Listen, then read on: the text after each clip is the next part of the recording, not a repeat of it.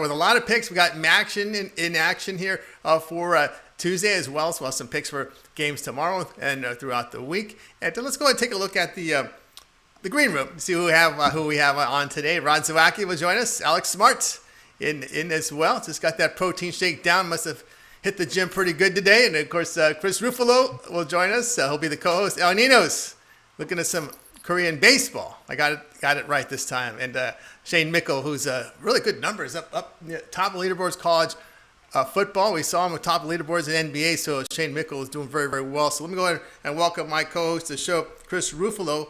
Chris, we know you guys have dissected that Bears game. Let's turn our attention here to the NBA, which starts about a month away. Got the draft coming up. And we got Milwaukee Bucks here again looking to make some moves, bringing in Bogdanovich. And again, trading away some depth for some star players. Let's see how that all works out.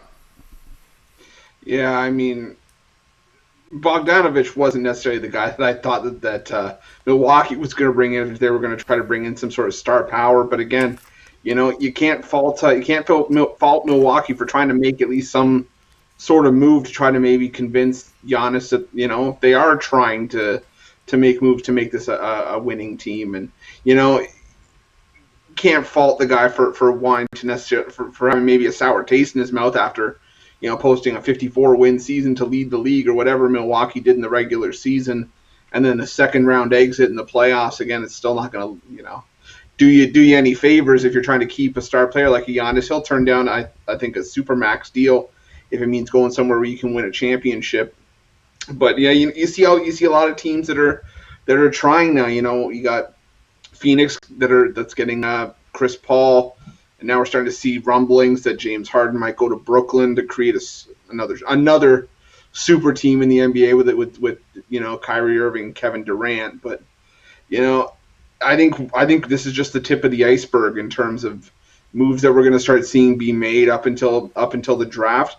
It would not surprise me to see a high draft pick get moved. I'm even hearing a couple rumblings that potentially Detroit might try to make an 11th hour deal to try to get the first overall pick after LaMelo Ball worked out for him. So we're going to have to see how everything shakes out over the next week.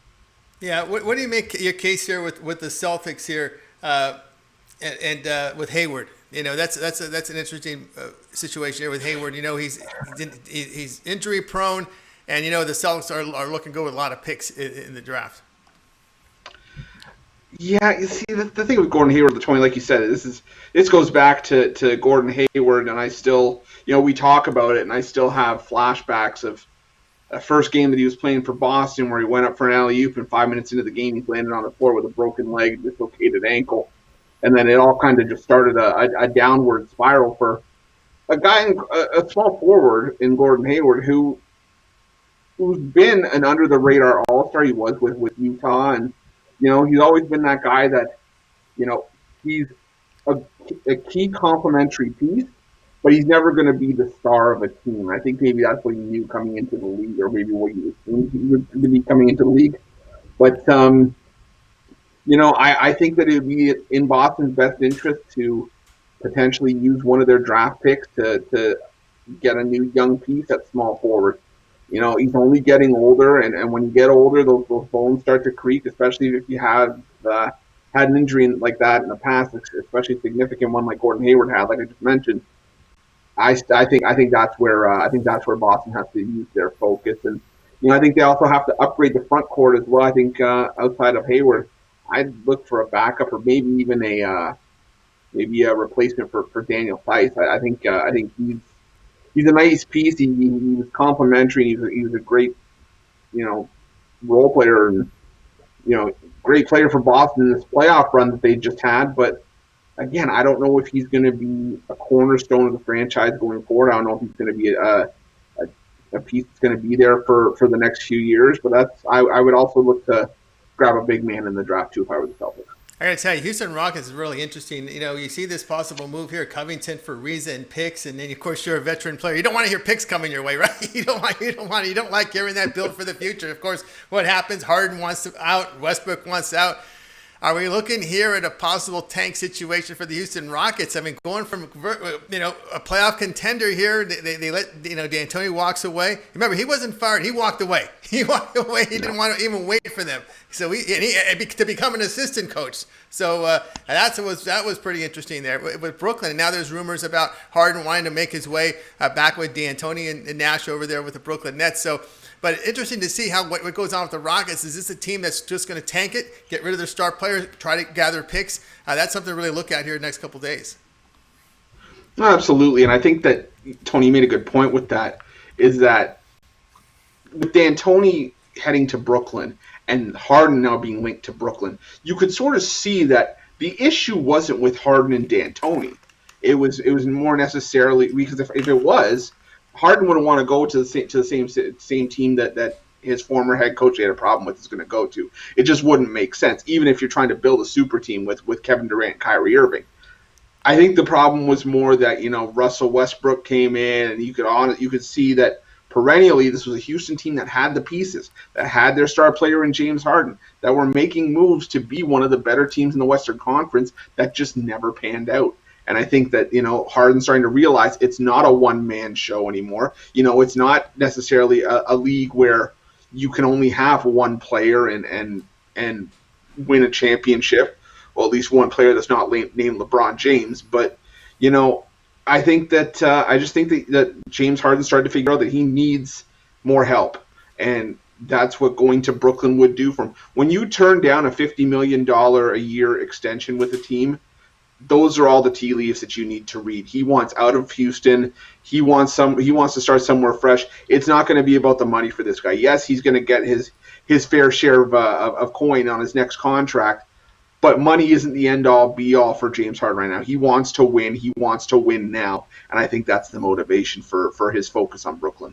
Yeah, absolutely. Go to Brooklyn. You're going to the Eastern Conference. Obviously, the Boston. You've got the Toronto. Instead of having to deal with the Warriors, Lakers, Clippers, it's a little tougher there in the Western Conference. And all right, here on the drive-thru, guys, a lot of picks coming up. We're going to cover Maction and more, so let's go ahead and get it rolling here and welcome Alex Smart to the show. You'll find Alex over at Pig Dogs Premium. Alex, how you doing? We're talking about this Houston Rockets. Are we seeing an unraveling here of this Rockets team going from contender to a tanker? Well, you know what? I never really looked at the Rockets like a championship possibility team just because of, I know they showed some flashes of defense this year, but overall, it's always been a defensive problem with these guys. And small balls was their key ingredient, I think, most of the time. I just can't see a small ball team winning it here in the future. That's just the way I look at things. So of course, there's rumors here with the Harden moving over to the Nets. You've got Durant over there and Kyrie. Interesting assembly of talent out there. Of course, with D'Antoni, it's great because he says, go ahead and shoot, and we'll worry about defense later. How do you think that would work out if you got those three together in Brooklyn? Oh, it'd be great to watch. I mean, it'd be great entertainment. But, I mean, it'd be entertaining off the court and on the court because those three egos bouncing around in that city, I don't know. Yeah. It should be the media will have something interesting to talk about, I think, on a daily basis anyway. I was asked Chris, if you're a Kevin Durant, do you really want Harden coming over? That's the most important question there. Huh? Oh man, that's that is. You know what? The thing with James Harden is that yes, you want to. I think that's kind of why he went to Houston in the first place, was to sort of be the guy, and now he's going to have to be back with Kevin Durant. Like it's just like when he first came into the league in Oklahoma City. But now here's my thing: James Harden's not going to be a guy that's going to shoot 50 shots in a game anymore. It's that old question that's always asked whenever these super teams come up: where are all the shots going to go? You can only have so many shots in a game, and who are they all going to go to? You have a guy in Kyrie Irving who likes to score as well as occasionally pass the ball. You have Kevin Durant, who's been a perennial 30-point-a-game guy, at least high 20s, and James Harden, who he a lot of times has more shot attempts than points in a game. So it's like I said, it's just going to be interesting to see with a first-time head coach in Steve Nash, even with an experienced guy like D'Antoni behind him, to see how Brooklyn's going to manage this dynamic of splitting the offense. All right, our man Jeff Jeter, you hear him on the show. Find him at Pig Dogs Premium. He's over in the chat room. I'm going to give it to Alex here. He says right now the odds are Nets plus 250 to win Eastern Conference right now, and the deal's not even done yet. Yeah, well, I wouldn't touch that with a 10-foot pole. I just, you know what, it's improving over the years, and no matter what anybody says, it's very, very difficult to put together any kind of team that's cohesive over the long run, over an 82-game schedule. That's what we get this year. And, I know superstar teams are something that we're starting to look at, when we watch the Lakers this year. But, hey, man, these guys just don't have – these guys are not – how do I say it? This is not LeBron James and Anthony Davis. These are a different mindset of players. And I think each one needs to be the center of attention. And that's not a good thing. Yeah, not a good thing. I think this might be Mitch here. Say, sell the Nets. Sell the Nets. All right, a big sell there on the Nets. So that's just going to be a big pile of you-know-what. Those three are playing together. All right, Alex, we're going to take a look at some action. You're going to be looking here at this Eastern Michigan, and boy, Toledo pulled one out last week, didn't they? Man, that pissed off a lot of people. I know that. We got Toledo here laying 6.5 on the road. Total sits here at 61. One thing Mitch and I would always talk about back in the podcast days was never giving Eastern Michigan a lot of points, more than 4, because they're always things are close games. But you have a perspective on this one. Yeah, I've got a perspective here, and what I really think here is after what Toledo went through last week and the topsy-turvy emotional turbine they went through, I think this week we're going to see them in an emotional letdown situation. Really, it's hard for these kids to get back up like after what they just went through last week. That was one hell of a game. That was probably the best MAC game to this point of the season, this early season. And I can see them coming out here flat on the road, and instead of a big bounce back, starting slow points-wise, and I can see this being a grinding game at the beginning at least, and them not being able to put in combination enough points on the board to eclipse this high number. This number is just a little high right now, considering what Toledo went through last week. All right, a little too high there, says Alex Smart. Boy, that big emotional loss there in that spot. Let me go ahead and ask Chris your thoughts on this one with that big win. Yeah, Tony and I talked about it. I was one of the people that got shafted by that game with Toledo and Western Michigan last week. I was sitting there 38-28. I left the room for about 15 minutes, and I'm like, oh, okay, we're good. And I'm back, and I checked some of the bets that I had on a certain website, and I'm like, wait a second, that game's not on my ticket anymore. Wait a second, my tickets are gone. What happened? And then I look, and I'm like, how did they manage to win that game? But again, besides the point, I think Alex is absolutely correct on this.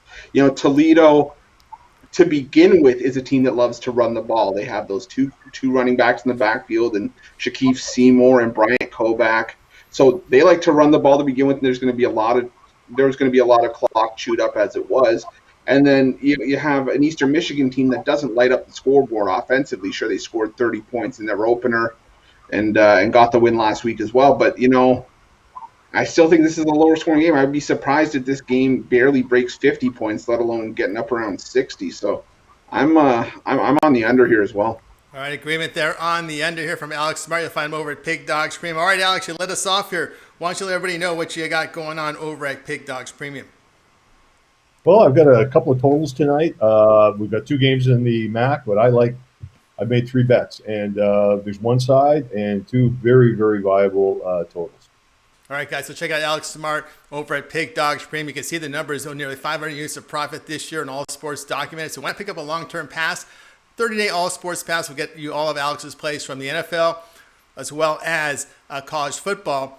And college basketball is in play because it's only a week and a day away. So we're getting ready for this college basketball season. But now that we have Alex Smart on, be sure to check him out over there at Pig Dogs Premium. Hey, Alex, before I let you go, college, we talked about it in the green room before, college basketball. What's your strategy this year handicapping that sport under these times? It's I was waiting for this. I was saying, I want this college basketball season to go, and then the way the COVID situation go, and it's starting to roll out of control, and we don't know what's going to happen with these universities and these schools. We're hoping we get, like a decent schedule, and we're hoping not too many stars are out of the lineup. So, on certain nights, because, you mentioned it before, like a lot of these kids, right? They're looking to an NBA career, millions of dollars.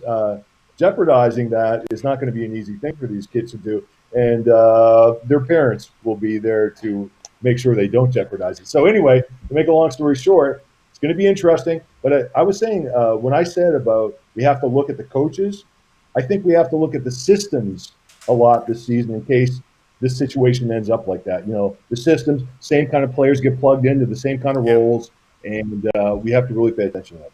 Yeah, experience and depth, no doubt about that. Maybe you stick to the mid-majors where everyone sticks around for 4 years, right? And you know that if there's an experienced team with backups on the bench, maybe you kind of focus on those mid-majors and stay away from some of these high-profile teams with those one player does everything. Good point. Yeah, it should be interesting, though. Yeah. All right, buddy, Alex Smart here. All right, Alex, it's always great having you show. Have a great night. We'll talk to you in a couple days. Take care, guys. Bye. All right, everybody, Alex Smart here on the drive-through as we continue our coverage here with Chris Ruffalo. That's what we said. College basketball is not too far away. Matter of fact, a week from today, Chris, we will be asking you for your picks from college basketball because on Wednesday there are morning games Pacific time, early afternoon next Wednesday. So obviously on our show we'll have some college basketball picks. Oh, I can't wait. This is like Christmas in November. It came a month early. I know it's the 25th. This is like, that's what I was just saying. It's a month early for Christmas. I'm excited. I know we've had a couple postponements, and we talked about it before the show that, and this is something that could happen, and we kind of have to brace for that over the course of the season. But you know what? I'm not letting that ruin anything for me. I'm happy. I'll take.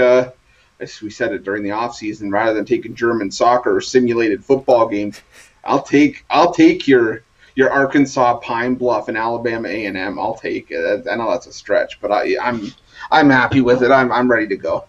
That's right. All right. Speaking of ready to go, guys, this is sure to join our capping contest in the Facebook group. Of course, so you can find Pig Dogs on Facebook. So there's a capping contest going on over there. And if you have questions, you can just get in the chat room. We got moderators there to answer your questions, or go to the Facebook page, Pig Dogs Facebook page, for information there on the capping contest going on in the Facebook area. All right, continue on with Chris Ruffalo here on the drive-thru. It's your turn, my man.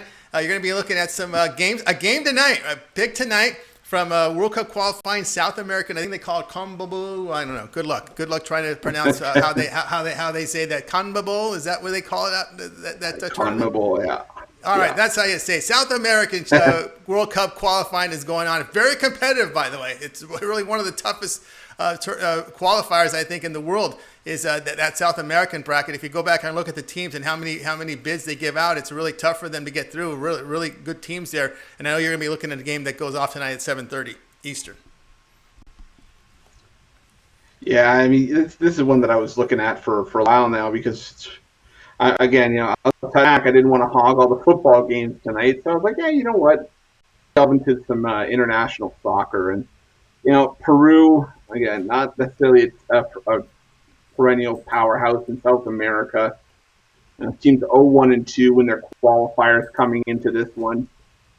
You know what? Argentina, I don't need to really go into depth about the talent on this roster. I mean, you've got star players left, right, and center. You've got your Lionel Messi's of the world, Lautaro Martinez out of Inter Milan, and Nicola Otamendi from the EPL. Peru, I think, is just overmatched here. And you know what? Argentina's sitting in fifth right now just because they have a game in hand and a couple of teams have jumped above them with a win today. I still think Argentina's heads and shoulders the better team here. I was looking at odds earlier. Money line, they're about minus 150, minus 160, somewhere in that ballpark. You could do -1 plus 120. Yeah, I think this is a game that Argentina wins by at least a couple of goals. Sure, the safety net's there with the -1, but you know what? I'm going to push it to -1.5. It's going to get you an extra $80. I'm looking at right now live. I'm seeing Argentina -1.5 to -210. So you can get it. I saw it earlier at plus 200, but right now it's sitting at plus 210. I think that's great value. All right, guys. So check it out there. Chris's pick here. Argentina -1.5 goals against Peru, plus 210. You'll find when you're shopping South American qualifiers. You can find those in some of those stations out there the streaming networks out there, maybe BN Network, ESPN Plus. A lot of them will show it, so I'm sure this will be aired somewhere on the streaming services. All right, Chris, as we're approaching the bottom of the hour, why don't you let everybody know what you have going on over at Pig Dogs Premium? I still have my mac and cheese 3-pack up there. 2 macs that I said. I love it this morning. I love it even more after I ate it for lunch. I like mac and cheese and mac football on a Tuesday. You can't go wrong. Got a 3-pack over at the website. 2 sides in a total. I could have managed to find 3 plays for the 2 games tonight. Loving those plays tonight. We're going to head into the rest of the college football week on a winning note. Don't miss out on those plays over at the website, or hop on one of those longer-term packages. The 3-day will get you the rest of the college football week. 7-day will get you up until college basketball starts next week, because we'll have those plays loaded in on Tuesday. Or, you know what? Give yourself an early Christmas present. Get yourself up to Christmas Day with a 30-day package. Don't miss out on those. We're going to have lots of stuff coming up for you the next few weeks.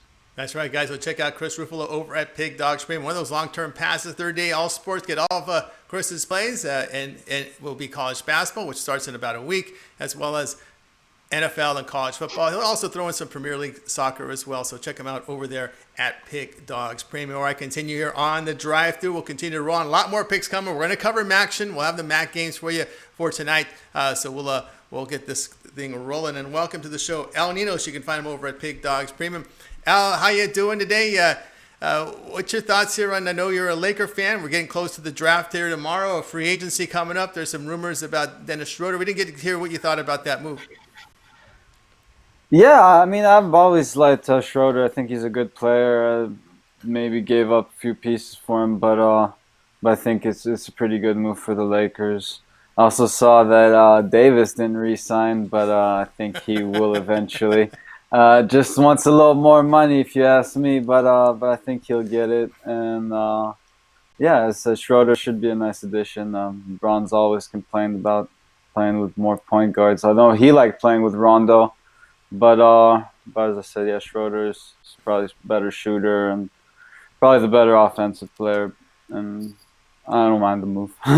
Yeah, and of course they're probably going to fill their roster with those guys in their mid-30s. You're right. I guess there's talk about Ibaka coming over. Or they got to get to work that salary cap. They got to get some of those veteran players in there in their 30s. Yeah, I'm sure they'll work their magic and make something happen. Of course, you got the overpaid players, so yeah, you do have to make up for that. But yeah, they'll make something good happen. Of course, I said before, it's going to be a much tougher season for them this year. So yeah, these moves are pretty important, and the bench will come into play, and especially in the longer season. And as we mentioned, rest before too. LeBron and Davis will want to get some games off, so all these moves do matter, and still got time to make some more, right? So it should be interesting. I think we're gonna see. A lot of teams have made some moves. I saw the Bucks make a pretty interesting move too. A couple of point guards got traded there. Again, I think maybe Drew's the better fit next to Giannis there, but overall I might take Bledsoe. I like Bledsoe. I've always been a fan of his game. So coming off the bench, I like Bledsoe better, but running alongside Giannis, I like Drew better. So what about CP3 Especially to the Suns? End. CP3 to the Suns. CP3, another guy I kind of like. I mean, I like his game too, but unfortunately, I just don't think it quite works too well. And I don't want to say it doesn't work in today's NBA. He's a good player. For some reason, I just don't see him winning many titles, to put it nicely. Yeah, but he's a good player. No, he's a good player, very smart player too. But I don't know, just something a little bit off about him that I just don't see him winning too much. Yeah, I think we covered with Chris yesterday kind of how he works together with veteran players. I think in today's league, they don't like being coached, told what to do by a player on the court, and I think that has a lot to do. That's probably Yeah, I think that's why he ends up with these young teams, which isn't bad. I mean, he helps develop these young players. We'll see if Devin Booker, but again, they lost a lot of depth, and that's what I'm worried here with this Bucks trade. They're moving a lot of depth out of their lineups. Can their bench be better than last year? That's always a big question mark because these guys aren't going 40+ minutes anymore. We're seeing 30 minutes for these stars. So you're really, I think right now, Jimmy Butler go deep, but yeah, he needed to there. But yeah, obviously that's not going to happen too often during the regular season. But yeah, not at all. Chris, would you have to add on that? You know what? I think it's just ironic that we're talking to Al about having a player that likes to boss people around when LeBron James is the point guard, the captain, and the general manager and coach of the Los Angeles Lakers. I think, you know what, it's the irony's palpable, and I mean, it's just a matter of how much LeBron wants to pay Anthony Davis to suit up in the yellow and gold, or sorry, the purple and gold again. Excuse me, because you know what, I think it's just a move just to see what's out there. I do think Anthony Davis re-signs, but again, it can't just be a two-man show in LA anymore. I think they've got to get some veterans around them to sort of guys like J.R. Smith, who we know is a veteran, but we also know him to be the guy that, you know, LeBron cracks the whip and J.R. Smith says, "Oh, well, how high would you like me to jump, boss?" And you're not going to go far with a locker room full of J.R. Smiths. Guys got to realize that, you know, this is, you don't want to be bossed around, but it's for the greater good of the team. These guys know what they're doing, and I think Chris Paul's basketball IQ is through the roof, and I think it's definitely going to benefit Phoenix having him in the roster. And I will say this. I was shocked to see, well, first off, Dwight Howard shocked from his play last year. Not only did he come in really good shape, he was lean and mean. And, you know, it wasn't all about him. He accepted his role. He matured out, but obviously now he's a free agent. So you got to wonder what his future is in the league. Sorry, this is who? Dwight Howard.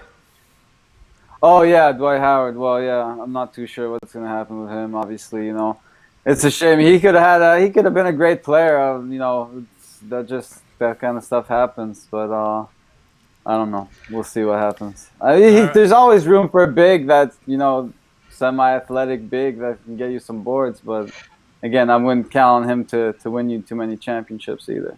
Yeah, he kind of. I also think, I was going to say, sorry, Tony, to cut you off. I also think that I just think it's a maturity thing from Dwight Howard. I think, you know what, it took him how many years? 15 years to finally grow up and be mature and not whine about everything. I mean, God knows he did it for the majority of his time in Orlando and wherever else he went to Houston, and God, I'm trying to think of everywhere else we've seen Dwight Howard. But you know, it kind of just goes to yeah.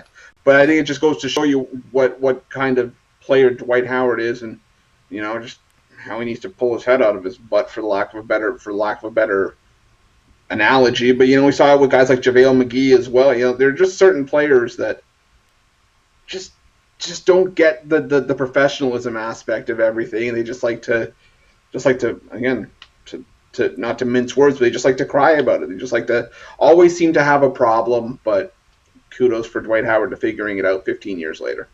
Yeah, there's no question about that. Sometimes their goal was just to get their contract, and they just kind of just lose their professionalism after that. All right, Al, your pick for the show, you're looking at Korean baseball. You're forcing us to stay up in the wee hours of the night. We're not going to get sleep. So why don't you let us know what you got, what the game you're looking at? Hey, again, feel free to sleep while your money works for you. But, yeah, we're looking at another great game, the KBO Finals here. Game one didn't quite go as the Doosan Bears had planned. They sent out their ace. I thought that was a pretty good spot for them. Not like the Dinos had a bad starter by any means, but they do have a better advantage here with the starting pitchers. You got Chris Flexen going for the Bears. He's had a great season. He's just 8-4 though, with a 3.01 ERA, which is pretty good in the KBOs we talked about last time. Koo Chang Mo going for the NC Dinos. He's definitely been one of the best starters in the league this year. 1.74 ERA on the season, 9-0, and yeah, this should be a great pitchers duel.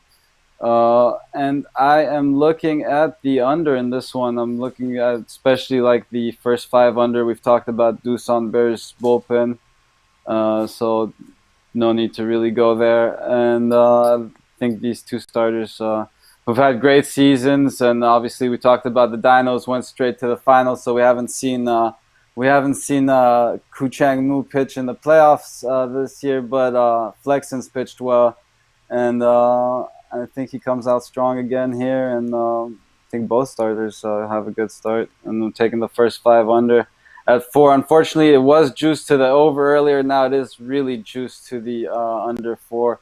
It might drop to 3.5 too, so I would get that one, that 4 as while you still can. And the full game under isn't a bad look either at 7.5. But again, I do like this first 5 better.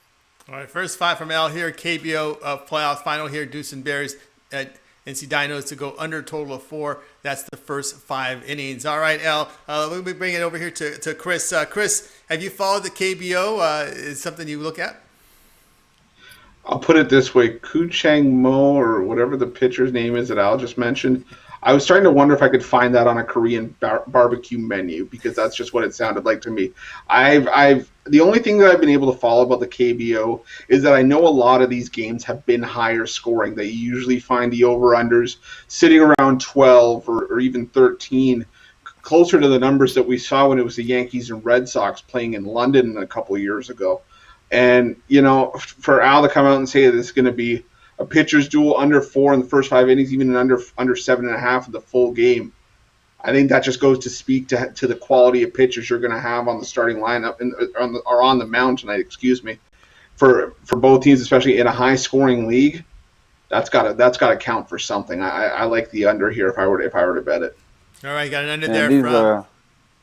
Don't mean to scare anybody off this play, but these are 2 of the best lineups in the league as well, and you're seeing very low totals, and I think it's for a very good reason too. I just think as good as the offense is, these pitchers are better. Pitching will be good offense. That's the rule there. Of course, when you get into these high-profile games, the finals, you're going to get the best against the best, and this is what you get you looking at pitching here in this spot. All right, Al Nino's here on our drive-through show. Al, we have just passed the bottom of the hour. Why don't you let everybody know what you have going on over at Pig Dogs Premium? Still got a 3-pack with the 2 college football plays and World Cup qualifier as well of South America. So, I like those 3 plays a lot. If you want to check them out, I got my Thursday night football out as well. So, all right. He's got it out there early. All right, check out El Nino's over at Pig Dogs Premium. Why not pick up one of those long-term passes? El handicaps college football, the NFL. He's into the soccer as well. He's getting some South American qualifying as well as we'll get the Premier League on the weekend. Of course, college basketball just a week away. All right, Al, as always, great having you on the show. Have yourself a great night, and we will talk with you tomorrow. Hey, you guys have a good one, and good luck with this play tonight. We'll see you tomorrow. All right, everybody. Al Nino's here on the drive-through. All right, continue our coverage here. I'm joined by Chris Ruffalo. Chris, I know the NBA draft is coming up. Anything last minute you've looked at? I know we did a segment with you on that last week.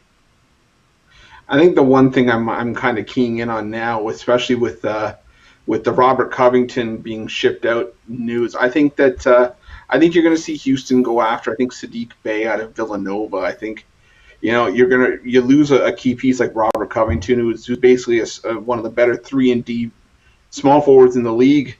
And I think that, Bey just plugs into that team really well. I think he's going to just fit into that offense, fill the exact same void. It's going to take him to get a while. It's going to take him a while to get up to the NBA speed, but I think it's just basically a tit for tat move there. I think he can just slide right into that position for the Rockets, and I think he's going to be a guy to watch out for going to the Rockets. I think around 16. But again, yeah, I think you might see this could be one of the few times where maybe the number 1 overall pick could be shipped if Detroit can put together a good enough offer. I know Minnesota was looking at LaMelo Ball at 1, but we also saw the Charlotte Hornets and Detroit Pistons have a workout for Ball as well. So those could be 2 teams that are in the mix if they can present the right offer. And it wouldn't surprise me if Minnesota did that, because that just seems like the Timberwolves thing to do. We get a good draft pick. We can get a player that can change our franchise. Let's ship him out for a couple second rounders and 3 veterans that are probably going to pan out to be nothing in the next 3 years. So I don't know. I think it's going to be interesting to just something that we're going to have to watch over the next week, the next couple of days, just to see how the draft shakes out and the after effects of how everything rolls out. NBA starts in 5 weeks. In 5 weeks it starts. It's coming. I can't believe I'm saying this. 5 weeks it starts, guys. And of course we got the draft, free agency. The frenzy's already starting.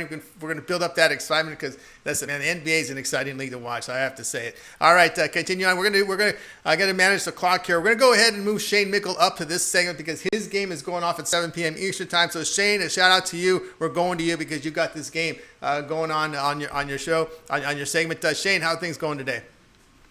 Good. How about you guys? Oh, can't complain. How much of a big fan are you of the NBA? And of course, I know you're sitting there in T-Wave land. Yeah, a big fan actually, and I'm actually going to throw a couple plays here. I think for the NBA draft, I do think the Timberwolves trade that pick, and I do think they trade to Charlotte, but I don't think it's for Lonzo Ball. I think it's so Charlotte could take James Wiseman. I've locked in a bet at plus 900 for James Wiseman, number 1 overall. All right, that's Shane really coming out with a big play there for the Minnesota Timberwolves. Chris, what's your thoughts on that move? Well, I definitely think it's a viable option, and it's a glaring need for a Charlotte team that, is still, for lack of a better term, rebuilding. And I think that they are a couple key pieces away, and they do need a guy that's going to be the new sort of face of that franchise. And James Wiseman is a double threat every time he takes the floor, and I think that if Charlotte were to trade up to get a player like a James Wiseman at number 1 overall, it's going to be a king's ransom. That's for sure for the Timberwolves is what they're going to want. But a guy like James Wiseman may be too good to pass up in this spot. It might be. All right, we're getting ready to go here with Shane. We're going to get some action coming up from you. Now, I know you're going to be looking at this one between Buffalo and Bowling Green. Looks like I always call these body bag games where we could be going to the mortuary with this one. Or does Bowling Green come out of the intensive care? How do you see this one? Yeah, no, Bowling Green is on life support, and I think they're going to pull the plug tonight. It's going to be ugly. Buffalo's offense is too good. Bowling Green's offense just gave up, I think, 59 last week to Kent State. It's not going to get any better in this game. I think Buffalo runs up the score. Bowling Green doesn't score a whole lot, and Bowling Green is not going to cover this total. Back Buffalo here, even laying the big number. All right, Shane says go ahead and lay the big number here with Buffalo against Bowling Green. Of course, I know people are saying that Bowling Green power rate's below Akron now. So that's pretty bad when that happens. This is a team that can't score. Look pitiful. Chris, big number here for Buffalo. Yeah, I think I can't go into detail on the side because that's where one of my premiums lies tonight. But I will say this.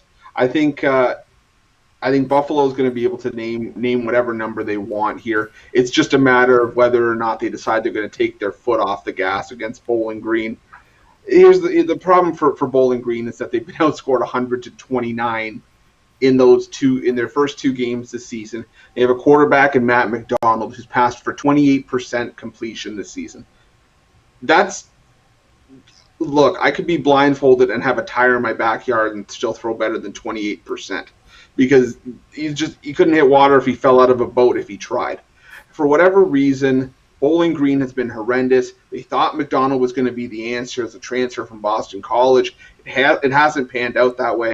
On the other side, Buffalo, we've seen Buffalo put the boots to teams earlier this season, but we also saw Bowling Green hang 24 on a Toledo team that's not that bad defensively. Granted, the offense is their calling card, but can Bowling Green... I think laying 31.5 is leaving yourself open for a backdoor cover, but it's also a spot here that can make total sense because Buffalo could easily win this game by 35. I'm looking at the under in this spot. I just see maybe Buffalo doing enough to make it a convincing victory by 31.5. We'll have to see, but do Bowling Green contribute to the total? I'm not so sure. I know. I was talking, Chris, looking here, possible backdoor cover. All this to Shane. You think Bowling can't even find the door, let alone get through it? Yeah, I don't know. I mean, I guess Chris is right with his explanation. I guess it depends on if Buffalo wants to take the foot off the cover. But I mean, at that point, by the time Buffalo takes the foot off the cover, they might be up by so much there isn't even a backdoor to be covered.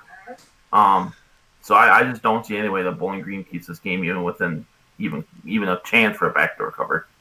Yeah, I will say this. I think it's less likely that a mid-major takes the foot off the gas because, remember, you got players that have not used to this type of exposure. You got coaches. Remember, the MAC is pretty much a stepping stone to the Big Ten or to some other coaching jobs. And sometimes these coaches want to pile it on because they're auditioning. We always think about the players auditioning. It's in this league, it's the coaches that are auditioning, right?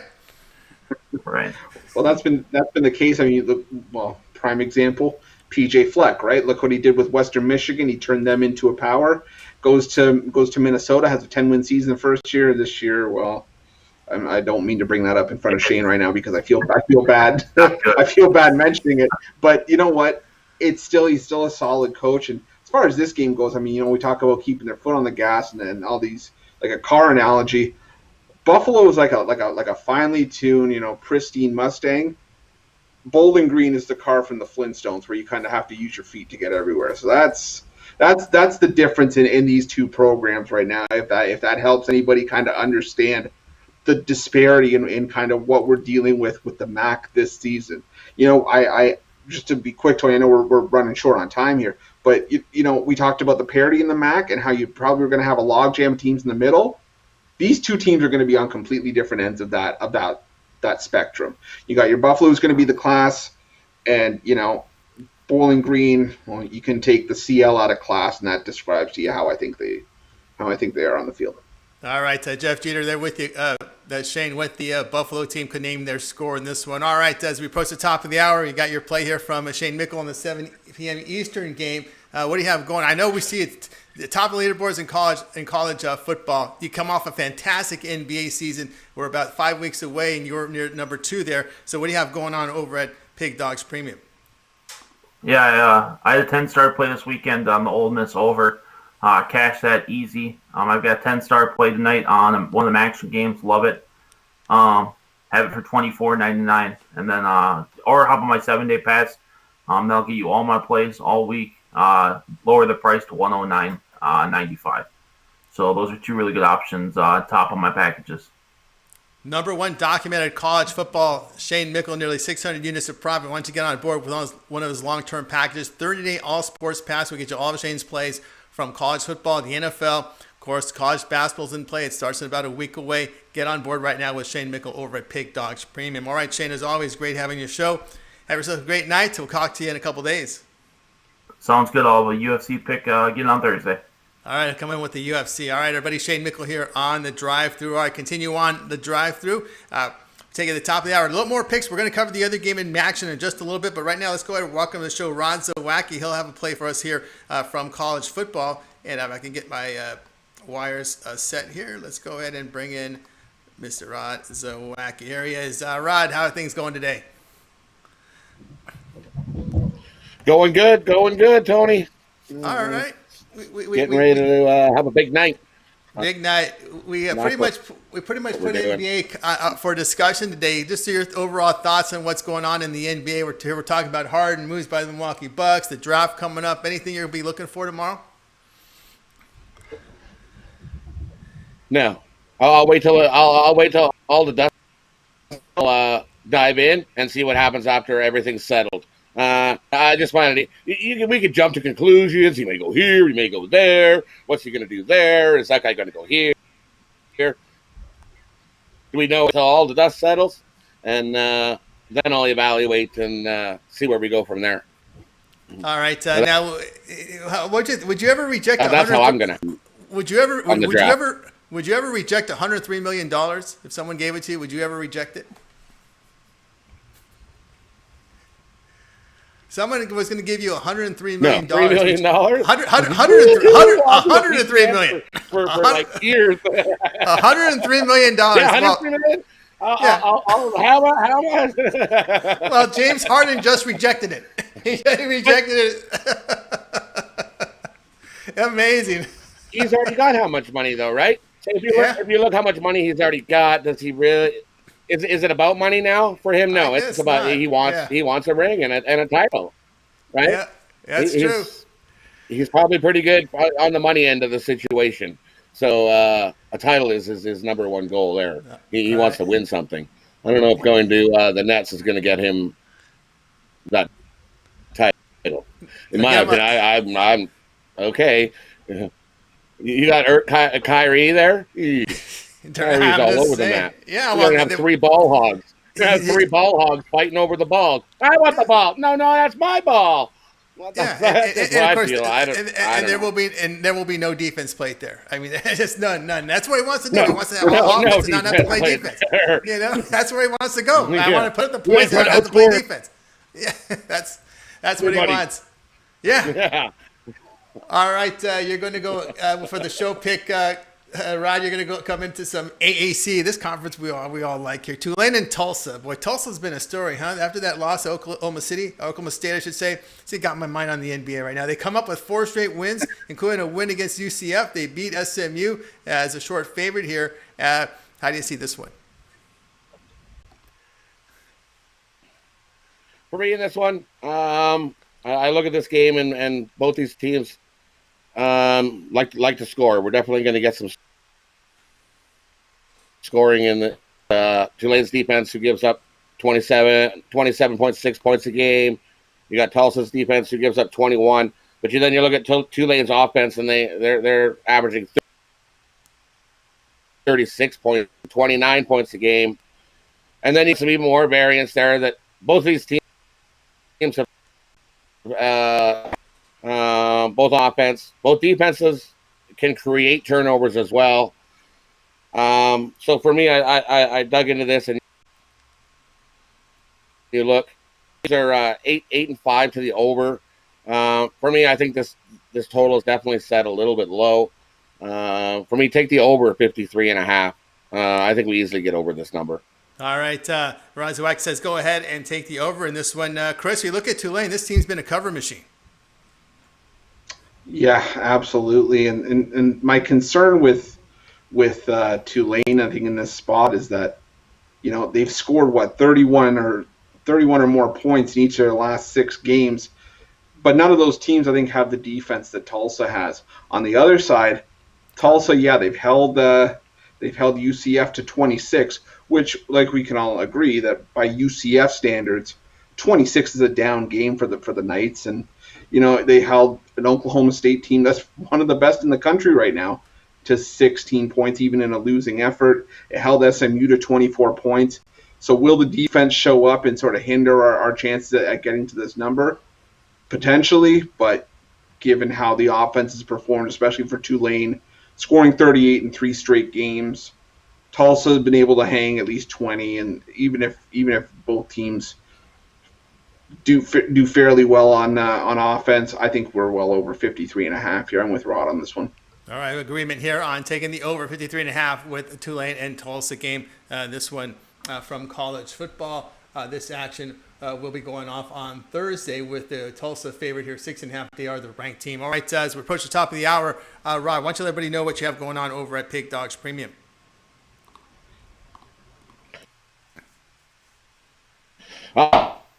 Still available. I've got 2 sides and a first half play available there.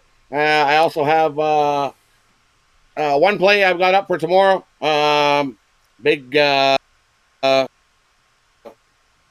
this play tomorrow. I've got it set up. You can get it for one low price, $25. Hammer some more Mac tomorrow. Love that play. All right. Available over at the website. Or even better yet, grab a 3-day and you get everything what I got tonight, tomorrow. Lots going on in sports coming up. Lots going on in sports. So why not pick up one of those long-term passes from Rod Zawacki? 3 days, all sports pass, all of his plays will be NFL, college football for 3 days, and pick it up over at Pig Dogs Premium. All right, Rod, as always, great having your show.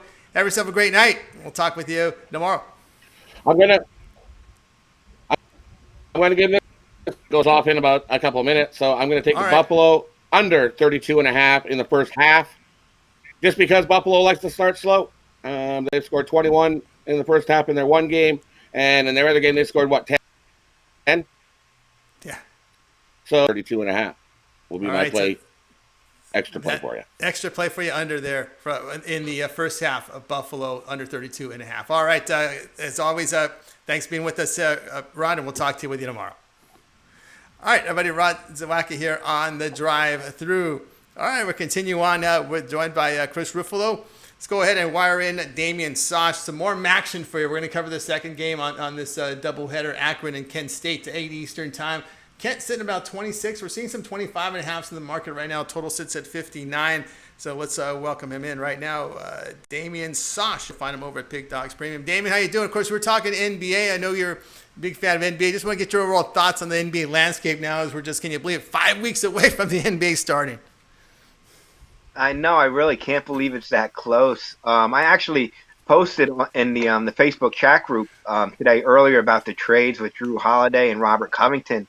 I was kind of surprised what teams were giving up. You know, we're talking 2 first-round picks and 3 first-round picks in each of those separate deals. You had touched on it earlier about the Bucks losing a lot of their depth. I kind of mentioned the same thing. They're going to be better. They're going to have a heck of a starting 5, but those guys better stay healthy. That's for darn sure.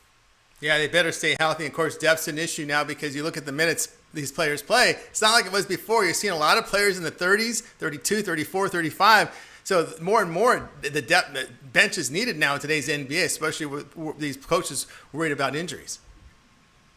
Absolutely. I mean, everybody's talking about that load management and all that other crap. Just get out there and play, but they don't, you know. So depth is definitely an important thing. Like I said, starting 5 for the Bucks is going to be darn good. They better stay healthy. In the case of, you know, Portland, I do like what they're doing. I think Covington's a nice piece. You know, giving up 2 first-rounders, it seems like a lot, but, you know, in Phoenix's case, getting Chris Paul, you know, I like Chris Paul, but he is 34 years old. They gave up some good young talent there. Kelly Oubre, I really liked him a lot. The Phoenix one is just a little bit of a head scratcher to me, but, you know, hopefully it works out for both teams involved.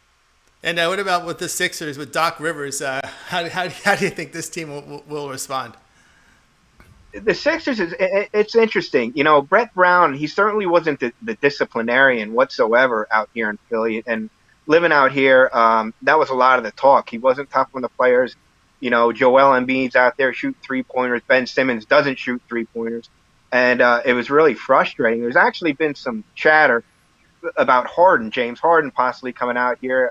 As you know, the former GM there of the Houston's now out here in Philadelphia. So that might have some sway. If it is, I'm thinking a Ben Simmons trade and a number 1 pick for Harden. You know, we'll see what happens there. Obviously, that's all speculation. But I definitely think Doc Rivers is going to be an upgrade. Brett Brown just wasn't the disciplinarian I think that this team needs out here in Philly. No, not that. And I think it's a long shot for Harden going there because he has to play defense for Doc Rivers. You know, he wants to go to D'Antonio where he can just be all offense. And, you know, D'Antonio just looks at one part of the side of the court anyway. So that's all that matters there. All right, continue on here with Damon Sasha. Damon Sasha, are we going to go to the mortuary or we're going to have a team here that comes out live support? We got a body bag game here. Akron at Kent State. Kent laying now 26, 25.5. Total sits at 59. Yeah, I think we're heading to the mortuary in this one. You know, it's a heavy public play, Kent State, but I like them in this game. Akron, you know, played respectable last week against Ohio, but Kent State's just on another level. Akron, they've lost 19 in a row. Even more importantly, they're 4-17 against the spread in their last 21 games. And we talked a few weeks ago about how young the Northern Illinois team was in the MAC. This Akron team is just as young. They have 70 players that are listed as either freshmen, redshirt freshmen, or transfer students. They start 4 redshirt offensive linemen. I think that's leading to a little bit of the growing pains we're seeing by Zach Gibson there, quarterback for Akron. He's thrown 3 picks and been sacked 6 times here in the early going. Kent State, you know, they're coming off their first bowl win last season. They're 2-0, put up 62 points, I believe, last week. Dustin Crum's completing 70% of his passes, throwing for 490 yards. I don't see Bowling Green be able to keep up here. I'm not Bowling Green. I'm sorry. I don't see Akron being able to keep up here with Kent State, and I see this one being a rout. Looks like a rout here. Chris, your thoughts here? Is there any hope for Akron in this one? I can forgive mixing up Bowling Green and Akron because they're both terrible. But you know what? Tony, see, my problem with us covering MAC on Tuesdays is the fact that I'm going to sound like a broken record. Why do we call them the Zips? Because this team does not score. We can bring back 89% production from last year's team, but I'm looking at you when I'm saying this because you know exactly what I'm going to say. When you bring back 89% production on a team that scores 10 or 11 points a game, it means nothing. In that case, you might as well, you want to blow up the team. You want to bring new guys in because you got a better chance of at least putting a few more points on the board compared to the same crap that you brought in from last year. You know, I know we're talking about people in this sense, but I'm sorry, this is just, it's the reality of the situation. I can understand the sentiment here with Kent State and a blowout. again, I think this is just another situation of how much does Kent State really want to win by, and whether or not they decide to go full force for a full 60 minutes. Tony, I know you said these MAC teams tend to keep their foot on the gas because they don't really get this sort of spotlight. I think I'm sticking with my play from the morning show. I like Kent State minus the touchdown in the first quarter. Kent State scored 24 points in the first quarter in their 2 games combined this year. Akron scored 23 points over 8 quarters in 2 games this year. So I think you can see Kent State come out flying early and often. Granted, I know Akron came out pretty good against Western Michigan in the opener, but I think Kent State starts out really well here. So I'm going to lay the touchdown in the first quarter. All right, first quarter play there. I'm with you there, Damon, with Kent State minus 26.5 against this Akron team. All right, as we hit the top of the hour, Damon, why don't you let everybody know what you have going on over at Pig Dogs Premium?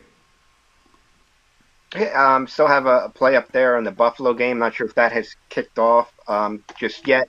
And then I got 2 already up for tomorrow. I had a rough weekend last weekend in football, but I'm looking to bounce back big time. We started off with a good Monday Night Football win and looking to keep it going here for the rest of the week. That's right, guys. So check out Damon Sosh over at Pig Dogs Premium. Why not pick up one of those long-term passes right now at the website?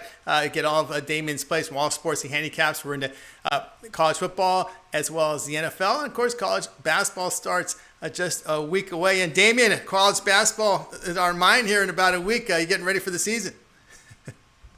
Absolutely. Can't wait for college basketball. A little bummed to see the Ivy League not playing. I've always enjoyed watching some of them play on a Friday night. But, all the other conferences look like they're going to give it a go. So I'm excited to get that underway.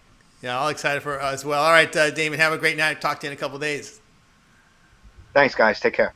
All right, everybody, Damon Sosh here on the drive-thru. Right now it's time for my pick. We're going to go to Maction for tomorrow here as we've got Western Michigan and Central Michigan playing here. And if you listen to the show, you probably know where I'm leaning on this one because I like the coach Jim McElwain so much, and what he's done for this program. And that's it's going to be Central Michigan +1 against Western Michigan. And I'm going to go with the better defensive team here with the Chippewas. And you know what? I'm going to repeat myself because we covered Mac. McElwain took a team from a win-win team 2 years ago to an 8-win team and a bowl in 2019. A good balanced offense on offense, running the football and throwing. Concern for Western Michigan defensively, allowing over 500 yards to Toledo, 339 in the passing game. And Richardson here for the Chippewas completing 68% of his passes against Northern Illinois and over 10 yards per attempt last week. That was the second game of the season. I'm going to take the better defense here. I'm going to take Central Michigan here. Now it's at +1. Chris, your thoughts on this one?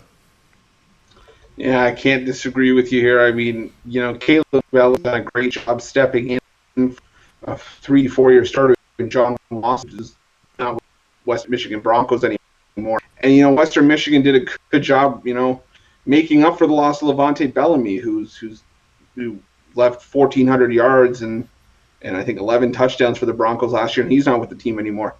The problem is that Western Michigan offense just gave up 500 yards of offense to Toledo, and I know Central Michigan's not the same kind of powerful offense that Toledo's been, especially in years past, like you mentioned with the 1-win season. But the Central Michigan team has some solid players. They've got Khalil Pimpleton at the wide receiver. Of course, he's a receiver I absolutely love, and I think he's going to be a solid professional if he chooses to go that route. But I'm with you here. I think Central Michigan's the better team. I think they're better on the defensive side of the football. At home between 2 rivals, we're getting a free point. I like Central Michigan in this one as well. All right, I'll agree here on Central Michigan +1. Guys, at the drive-thru, we're back tomorrow at 6 p.m. each time. We're here Monday through Friday. We're giving you picks here for the primetime games and a little bit more. Of course, next week with college basketball, actually Tuesday, we'll have a lot of picks because a week from Wednesday, the college basketball games, we have them, if you're on the West Coast this morning, but early afternoon out east. So we'll have picks for you for college basketball to kick off the season on Wednesday. Our Tuesday show, we'll have some picks for you. All right, guys, let's go ahead and recap the picks here from today's show and bring in Alaninos to join us on this segment. All right, we started off with Alex with Maction.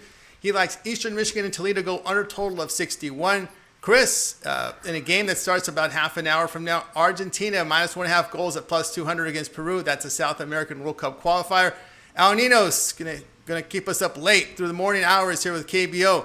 Take Deucin Bears, NC Dinos under 4 in the first 5 innings, under 4 runs. KBO. Rod Zawacki, Tulane Tulsa over 53.5. Shane, take Buffalo minus 31.5 against Bowling Green. Damon Sasha was on Kent State minus 26.5 against Akron. Yours truly, Max in here, Central Michigan plus the 1 against Western Michigan. We'll go with Chris. Other than your pick, which one do you like the best? Tony, we've been together the whole show, and we're going to be together until after the show because I like Central Michigan plus the 1 against Western Michigan. I think that might be the best play on the board. All right, we'll turn it over to Al. Other than your pick, which one do you like the best? Well, I have a premium play on 3 of these, whether it's on the side or against it. I ain't gonna say too much, but so that kind of limits my options, and I think a 4th one's gonna be in tomorrow. So I do like a lot of these plays. Maybe some I don't like, but I'll go with Rod's Tulane Tulsa over. All right, he takes Rod's Tulane Tulsa over the total. And for the show, I'll like go with Damien here. I think of all the body bag games, I like Kent State the most in this one. Kent State laying the 26.5 against the poor Akron Zips. All right, that's our show here on the Drive-Thru, guys. Tune in tomorrow at 6 p.m. Eastern Time for a lot more action. We'll have Maction as well as more coverage for you, more picks on the show. And don't forget, it all starts at 10 a.m. Eastern Time with the morning show with Mitch and company of Mitch, Ron Zawacki, Chris, Brian Bittler, Andy Shore on that show with a lot of coverage. All right, let's go ahead and bring in our pick dogs from today. We'll give you guys a wave. Good night. Have a good night.